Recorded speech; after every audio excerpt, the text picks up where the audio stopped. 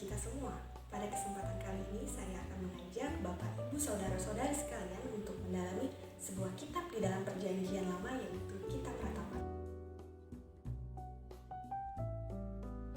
Kitab Ratapan merupakan salah satu kitab pada Perjanjian Lama Alkitab Kristen dan merupakan bagian dari Tanakh Alkitab Ibrani, kelompok kitab Ketubim.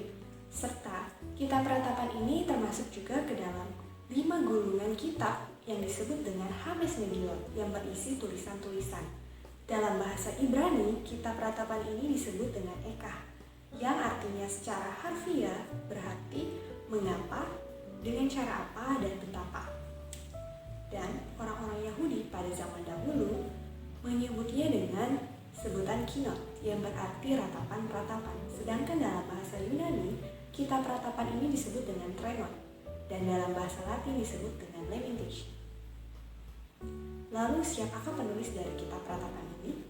Menurut dari tradisi Yahudi dan pandangan para ahli, bahwa penulis dari kitab Ratapan ini adalah Nabi Yeremia bin Hilkiah. Berikut ini adalah beberapa pertimbangan tentang penulis dari kitab Ratapan. Pertama, berdasarkan kitab Septuaginta atau kitab Perjanjian Lama orang Israel, terjemahan dari bahasa Ibrani ke dalam bahasa Yunani, menyatakan bahwa Yeremia lah penulis dari kitab Ratapan yang didasarkan pada ayat Ratapan pasal 1 ayat 1. Yeremia duduk menangis.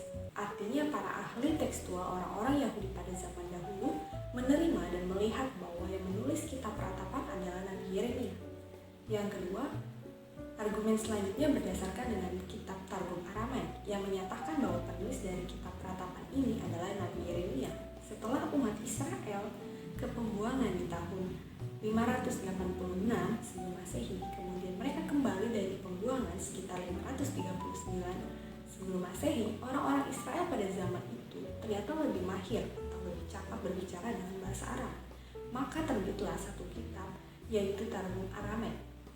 Dapat kita lihat di dalam Ratapan 1 ayat 1. Di situ Yeremia, nabi dan imam berkata. Nah, di sini jelas bahwa Yeremia yang menuliskan kitab Ratapan. Dan ini tertulis di dalam kitab orang Yahudi yang berbahasa Aram atau yang disebut dengan Targum Aramaik. Yang ketiga, menurut literatur orang Yahudi, berdasarkan Talmud Traktat Bavad Batra, di sana tertulis bahwa Yeremia menuliskan bukunya sendiri, Raja-Raja dan Ratapan.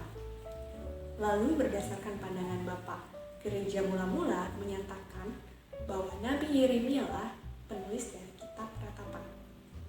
Serta juga didukung dengan bukti internal, yaitu lewat kesamaan antara ayat dalam kitab Ratapan dan Yeremia.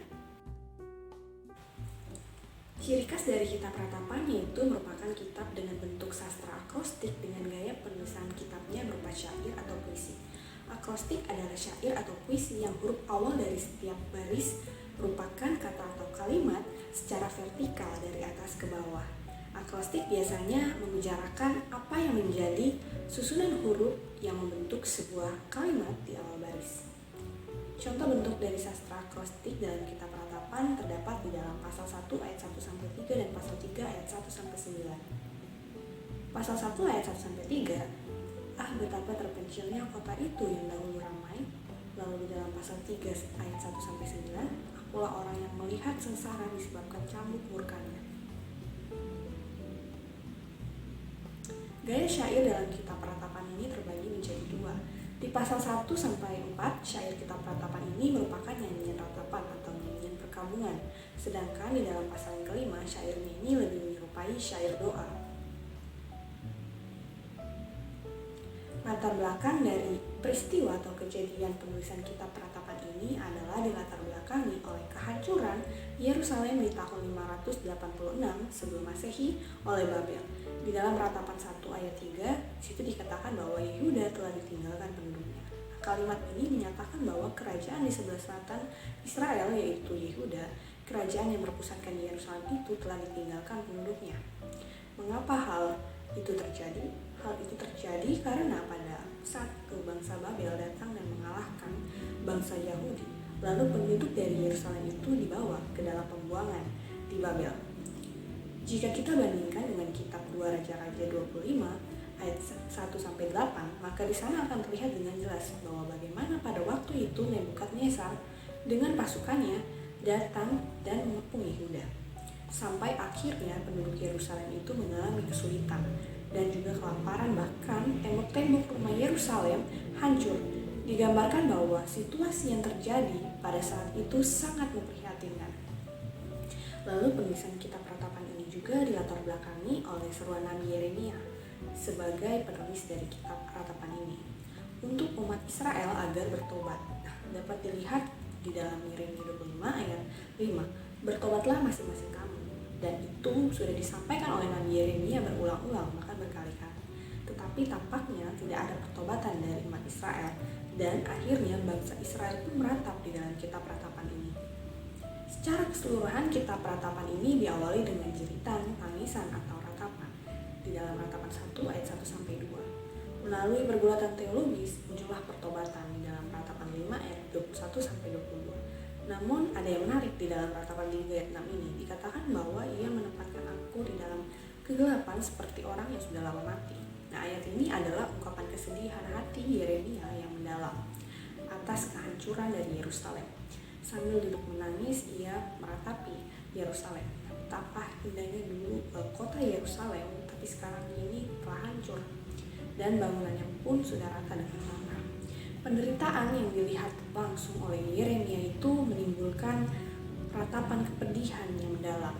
Nah, Allah menghalau dan membawa aku ke dalam kegelapan yang tidak ada terangnya. Ia menempatkan aku di dalam gelap seperti orang yang sudah lama mati. Sungguh, hukuman Allah itu berat. Namun demikian Yeremia ini tetap yakin akan pertolongan Allah dan kasih-Nya tetap nyata setiap saat.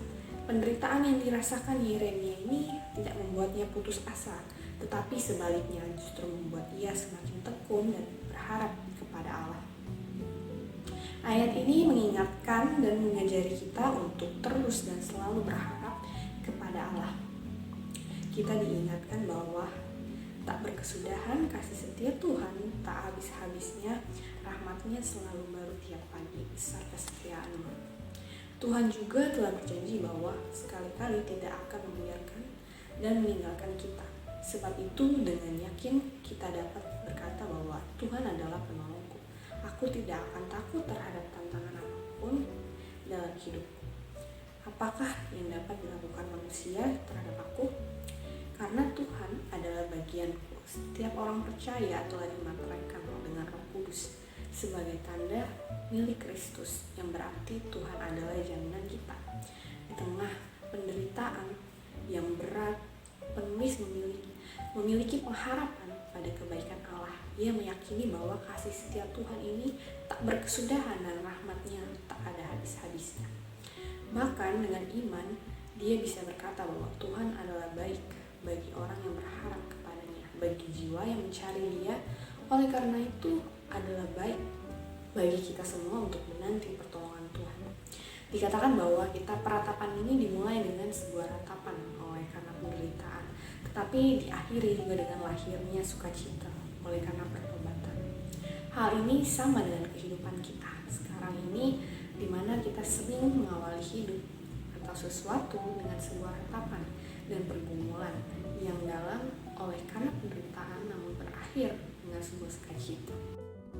Sekian pendalaman Alkitab yang dapat saya bagikan bagi kita semua. Kiranya kita dapat mampu memahami kitab Ratapan ini. Terima kasih dan Tuhan Yesus memberkati.